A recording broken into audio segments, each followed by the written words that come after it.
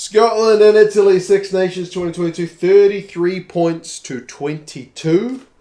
Kind of one of those weird games where both teams will probably be a little bit disappointed and also somewhat satisfied. But yeah, we'll go over some key events, some stats, and you guys can let me know your thoughts. When I say satisfied and yet disappointed, like Scotland, bonus point went away from home. You got to be happy with that, but they didn't score any points after the kind of 60th minute when other teams have kind of really used that final 20 to put Italy to the sword. It wasn't something that happened for the Scots. For the Italians, their margin of 11 points is actually not too bad in the scheme of things, but they'll be a bit disappointed with letting in some, you could call them soft tries early on, but yeah. I started with Italy actually getting a penalty to go 3 points to 0 in front, and I thought Italy had a decent period early on. Like neither side was really kind of cranking through a bunch of phases. It was a little bit scrappy, but for the majority it seemed to be down Scotland's end, right? But Scotland wasn't really conceding any points. But kind of out of nowhere, Sam Johnson gets that first try. That one was George Turner getting a big old line break. I think he might have beaten Braley in the tackle. And then they get the ball to the other flank because it starts down the right wing. It ends up being finished down the left. Russell's pass to Sam Johnson. Missed conversion, but 5 points to 3. I mean, I'm not sure if that's there's definitely a missed tackle in the initial kind of line break from the Italians, but I think that's their first entry into the 22 for the Scots. So absolutely deadly. 20 minutes, there's a kind of reversal of intercepts where Russell's trying to run it out of his own 22, chucks an intercept pass, the Italians go hot on attack, then the Italians chuck an intercept pass, I think it's Braley again, to Price, who, runs down the field and ends up setting up Stain, who puts the boot through for Chris Harris to get the next try of the game, so 12 points to 3. And if memory serves, that's the second entry for the Scots into the Italian 22. So 2 entries, 2 tries. Pretty brutal stuff for the Italians, but ruthless stuff from the Scots, eh? It's just sometimes the way that happens. Garbisi missed a penalty on 25 minutes. That would have been a chance to kind of settle things down. But that being said, they went one better with their first try. It was Braley, I'm bringing him up a lot, who got it. But man, that guy Bruno, the right winger, I mentioned him in the preview saying that he didn't get that many minutes last time because he was sacrificed when they went down to 13 men. He did so well to kind of tiptoe on the edge of that line and get that final ball away. I think it was Hogg that made the tackle on him to put him into touch, but he just gets the ball away in time. It's a proper good move. It's all from a scrum set play as well, so really good to see the Italians have that strike play work, and it's suddenly game on, man. 12 points to 10. But that being said, Scotland had their own strike move from a scrum. They set up Chris Harris again. Chris Harris is known as a kind of defensive powerhouse who maybe doesn't score enough tries. Well, he gets 2 in this game, so that one just before halftime made it 19 points to 10. He, just cut back really nicely, slightly against the defensive line. So, yeah, kind of a mixed first half. Second half, Scotland had some pretty good hands to get the bonus point try through Darcy Graham. Pretty pleased for him because he's been having a cracking Six Nations, to be fair. Young Darcy Graham. How old is Darcy Graham? I'm not even sure, but he seems young. But yeah, he's just been on fire the Six Nations. Good angle from him, good gas. He's really good value. So 26 points to 10. Starting to look like every other Six Nations game for Italy, to be fair. Italy missed a penalty. Italy run it out of their own 22. And then Rory Darge just gets a turnover straight away. It's like the decision making wasn't there. And then the Scots punish them again. This one's Hogg on 61 minutes. His run of being the Scots' top try scorer gets extended by another one. That one was Ali Price, who ends up getting man of the match. I mean, Brex is drifting wide, and Price has got a massive gap to go through. That's the kind of gap that I don't think is going to be there against other teams. But Price, you give him that kind of space, of course he's going to take it. And then he shoots the pass wide to Hogg. So 33-10. really that's a chance for Scotland to put Italy to the sword.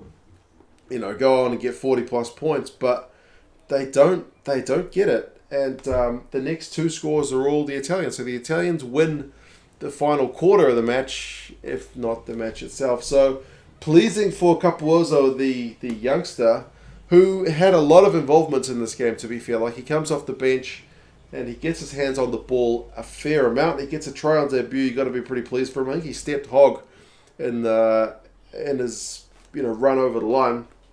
But it was a good period of Italian play in the build-up, 33-17. And then, the Italians just were really kind of turning the screws on the Scots. Maybe they took their foot off the gas a bit. Maybe the Italians were playing with a bit of, reckless abandon. The game was probably lost, so why not chuck the ball around and go for some offloads? Like, Capozzo was showing some, some bravery for a man on his first game, like running up the field, chipping over, and backing himself. So, he gets a second one.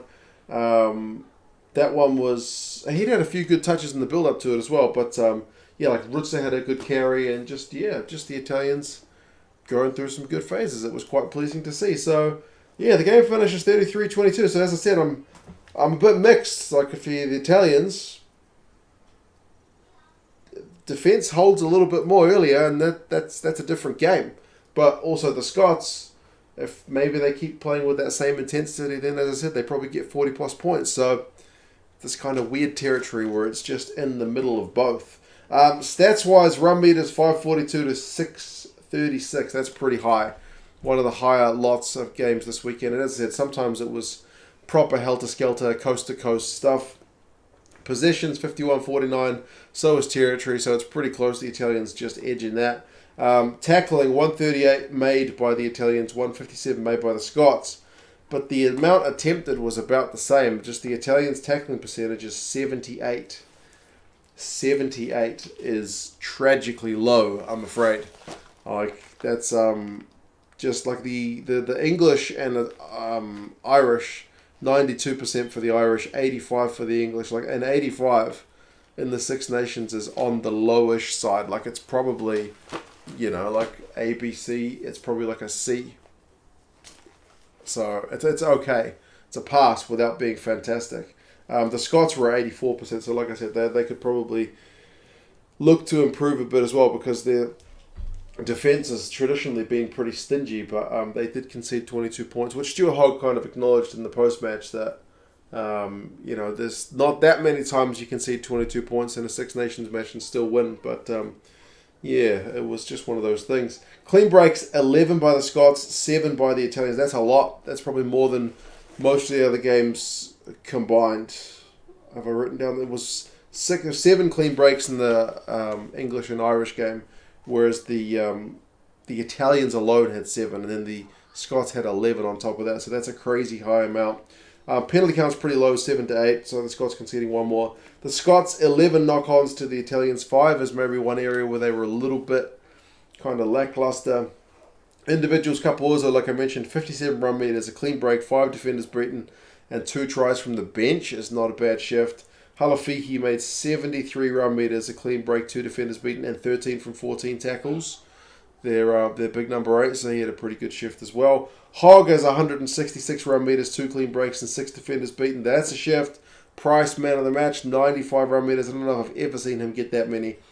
3 clean breaks and 7 defenders beaten. Watson, his tackling run goes on. He's 18 from 18 in this game. That's massive. But, like I said, Italians missed a few shots at goal. The Scots didn't score any points really in that kind of final quarter, at least after the Hogg try, which was just inside the final quarter. But, interesting game. Both sides will take positives, but both sides will be looking to improve. The Italians are away to Wales next week in the final round, and the Scots are away to the Irish. So you would think both sides will probably need to take a step up, because the Welsh certainly gave the French a hard time. And, the Irish went to Twickenham, albeit with an extra man for the majority of the game, and got a pretty decent win. So there you go. Scotland and Italy. Interesting game, as I said, kind of free-flowing, and a good watch.